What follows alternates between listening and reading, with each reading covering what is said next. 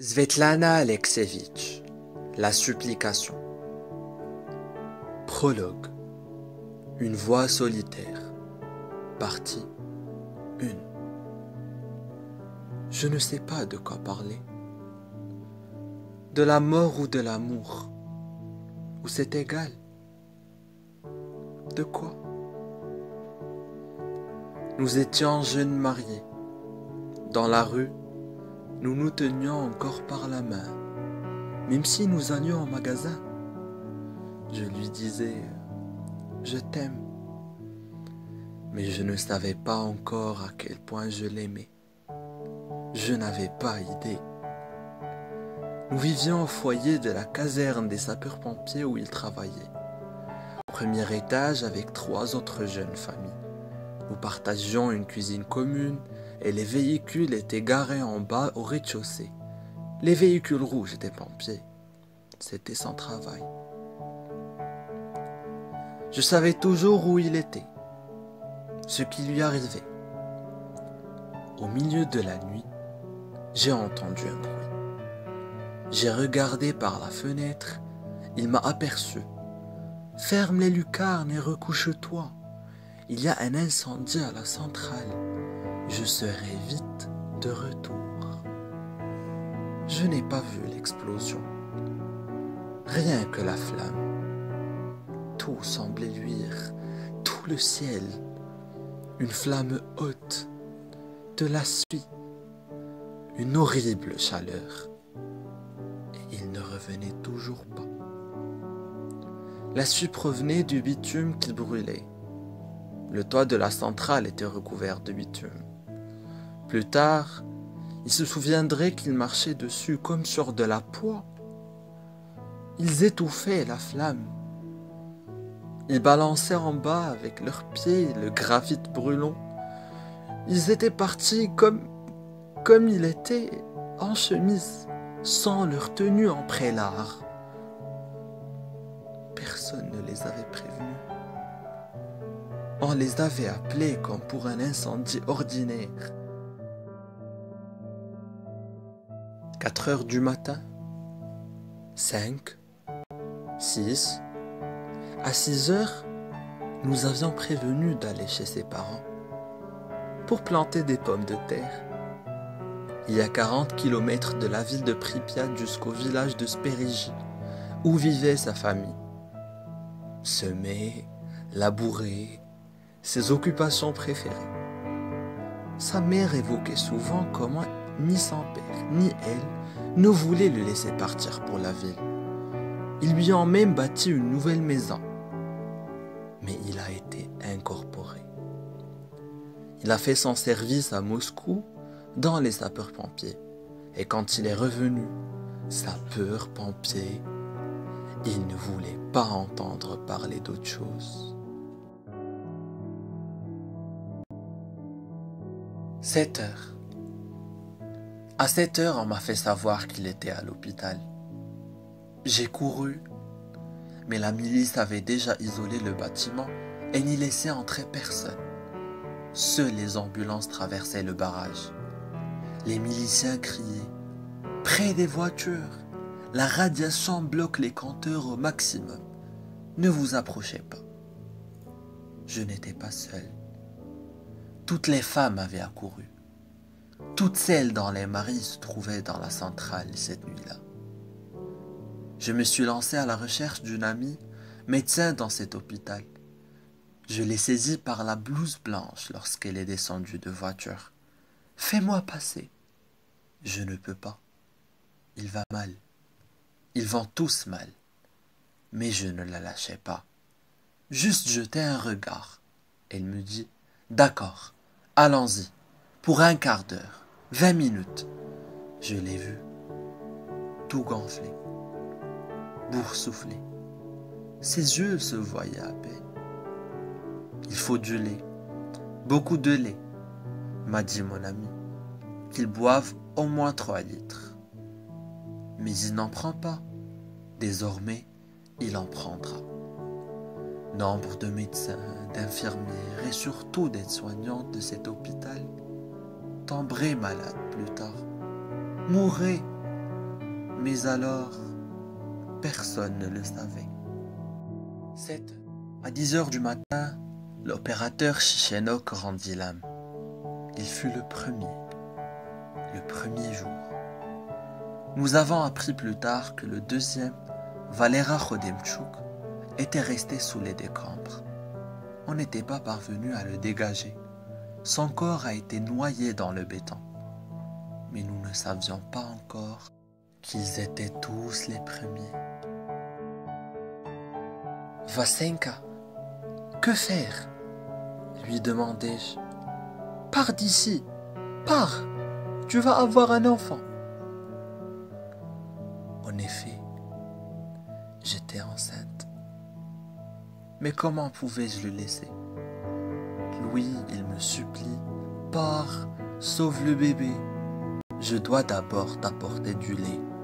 Après, on prendra une décision.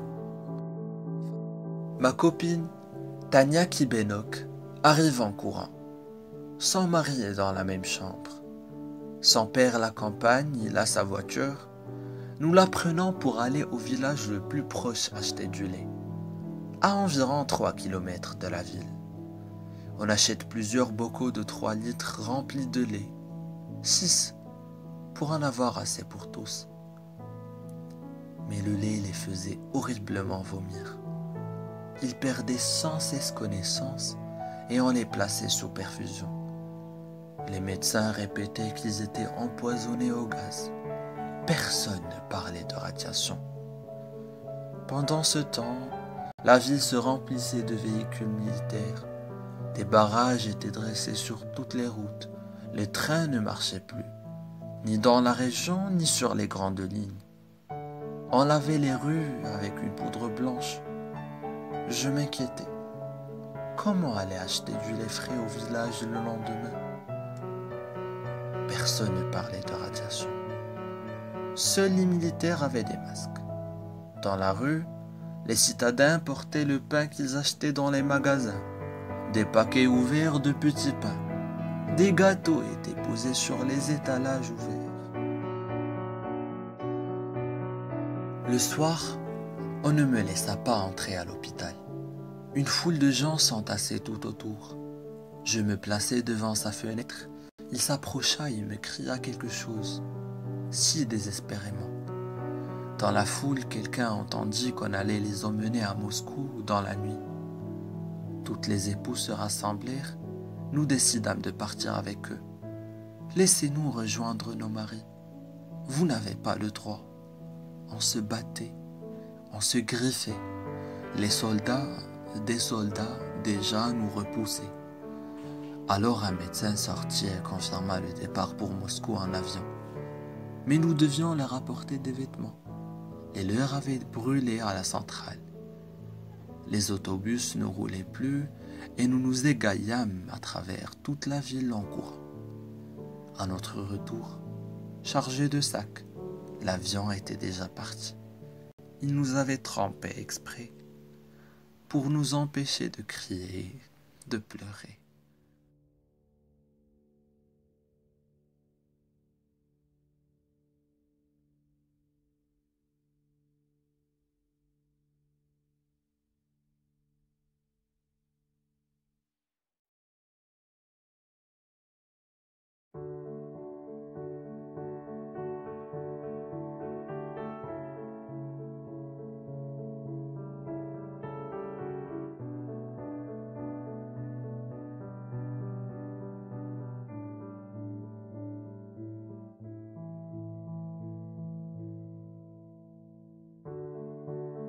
Je ne me souviens pas de la route.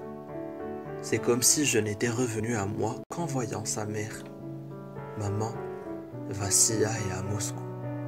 On l'a emmenée dans un avion spécial. Nous avons fini les semailles dans le potager. Et une semaine plus tard, on évacuerait la ville. Qui savait? Qui pouvait savoir alors? Dans la soirée, j'ai été prise de vomissements. J'étais enceinte de 6 mois et je me sentais si mal. Dans la nuit, j'ai rêvé qu'il m'appelait. Tant qu'il était en vie, il m'appelait dans mon sommeil. Lucia, Lucienka. Et après sa mort, il ne l'a plus fait une seule fois. Pas une seule fois. Le matin, je me suis levé avec l'idée de me rendre à Moscou. Moi-même. Où vas-tu aller dans ton état? Pleurait sa mère. Nous avons également préparé les affaires de mon beau-père pour le voyage. Il retira l'argent qu'ils avaient à la caisse d'épargne, tout leur argent. Je ne me souviens pas du voyage, non plus. Le chemin est également sorti de ma mémoire. À Moscou, nous avons demandé au premier milicien venu dans quel hôpital se trouvaient les sapeurs-pompiers de Tchernobyl. Et il nous l'a dit, hôpital numéro 6 à Shtchoukhinskaya. C'était un établissement radiologique spécial et l'on y pouvait entrer sans laisser passer. Je donnai de l'argent à la gardienne et elle me dit « Vas-y ». Il me fallut encore quédamer et supplier d'autres personnes. Finalement, je me retrouvai face au chef du service radiologique, Angelina Vassilievna Gouskova. Je ne connaissais pas encore son nom. Je ne retenais rien. Je savais seulement que je devais le voir. Il me demanda aussitôt « Avez-vous des enfants ?» Comment pouvais-je lui dire? Je comprenais déjà combien il était important de taire ma grossesse. Sinon, cette femme ne m'aurait pas laissé le voir. Heureusement que j'étais maigre et qu'on ne devinait rien. « Oui, » répondis-je. « Combien ?» Je me dis, je dois lui dire que j'en ai 2. Pour un seul, elle ne m'autorisera quand même pas à rentrer. Un garçon et une fille. Si tu en as 2, tu n'en auras probablement pas d'autres. Maintenant, écoute. Le système nerveux central et la moelle osseuse sont entièrement atteints. Ce n'est rien, pensai-je. Il va devenir un peu nerveux. Écoute encore. Si tu pleures, je te renvoie tout de suite. Il est interdit de s'embrasser et de se toucher. Ne pas s'approcher. Tu as une demi-heure. Mais je savais que je ne partirais plus. Si je partais, ce ne serait qu'avec lui. Je me fis ce serment. J'entrai.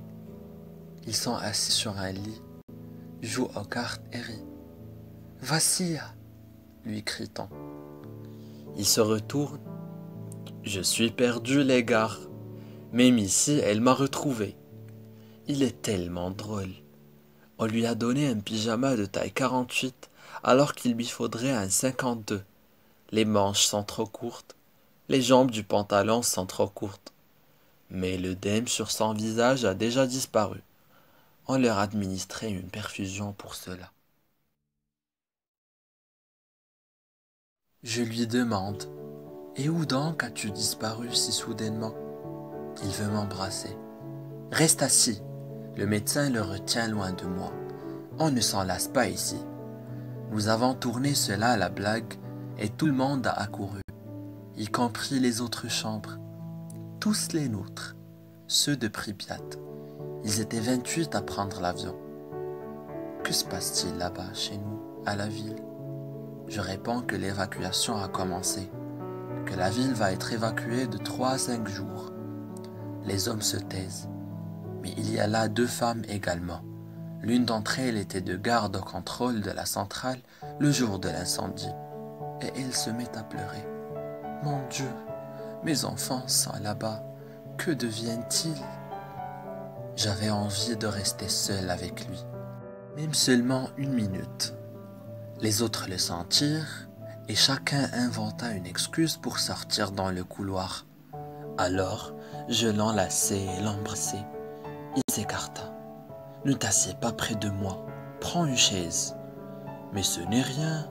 Je fis un geste de dérision avec le bras. « As-tu vu où s'est produite l'explosion? Qu'est-ce que c'était? Vous étiez les premiers à arriver. C'est certainement un sabotage.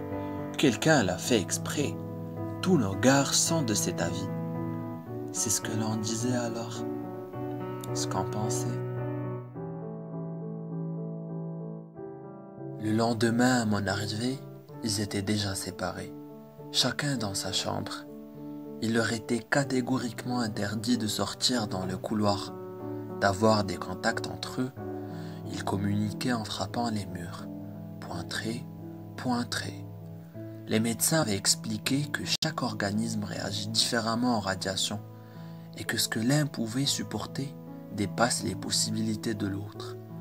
Là où ils étaient couchés, même les murs bloquaient l'aiguille des compteurs. À gauche, à droite et à l'étage en dessous, on avait dégagé tout le monde et il ne restait plus un seul malade. Personne autour d'eux. Pendant 3 jours, je logeais chez des amis à Moscou. Ils me disaient « Prends la casserole, prends la cuvette, prends tout ce dont tu as besoin. » Je faisais du bouillon de dinde pour 6 personnes, nos cigares, les sapeurs-pompiers de la même équipe. Ils étaient tous de garde cette nuit-là. Vatchouk, Kibenok, Titenok, Pravik, Tichchoura. Au magasin, je leur ai acheté du dentifrice, des brosses à dents et du savon.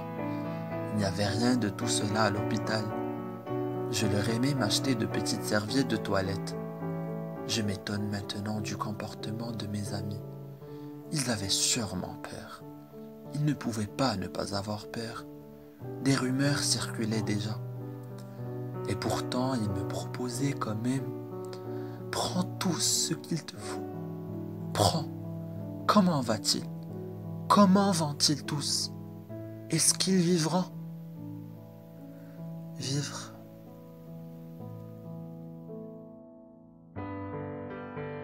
J'ai rencontré alors beaucoup de gens bien. Je ne peux pas me souvenir de tous. Le monde s'est rétréci jusqu'à un point, s'est contracté. Lui seul. Je garde en mémoire une aide-soignante âgée qui m'expliquait « Il y a des maladies que l'on ne peut pas traiter. Il faut s'asseoir près du malade et lui caresser les mains. » Tôt le matin, je fais le marché, près de chez mes amis. Puis je cuisine le bouillon. Il faut tout passer au tamis, à chez menu. Quelqu'un m'a demandé « Apporte-moi une pomme » avec 6 bocaux d'un demi-litre, toujours pour 6, à l'hôpital. J'y reste jusqu'au soir. Et le soir, je retourne à l'autre bout de la ville. Combien de temps aurais-je tenu? Mais 3 jours plus tard, on me proposa de loger dans la résidence des médecins, dans l'enceinte de l'hôpital. Mon Dieu, quel bonheur! Mais il n'y a pas de cuisine là-bas. Comment vais-je leur faire à manger? Vous n'avez plus à cuisiner. Leurs estomacs ont cessé d'accepter la nourriture. Ils changeaient. Chaque jour, je rencontrais un être différent. Les brûlures remontaient à la surface, dans la bouche, sur la langue, les joues. D'abord, ce ne furent que de petits chancres. Puis ils s'élargirent. La muqueuse se décollait par couches, en pellicule blanche. La couleur du visage, la couleur du corps, bleu, rouge, gris-brun. Et tout cela m'appartient. Et tout cela est tellement aimé. On ne peut pas le raconter. On ne peut pas l'écrire. Je l'aimais. Je ne savais pas encore à quel point je l'aimais. Nous étions jeunes mariés. Nous sortons dans la rue. Il m'attrape par les mains et me fait tourner. Il m'embrasse. Les gens passent et tout le monde sourit.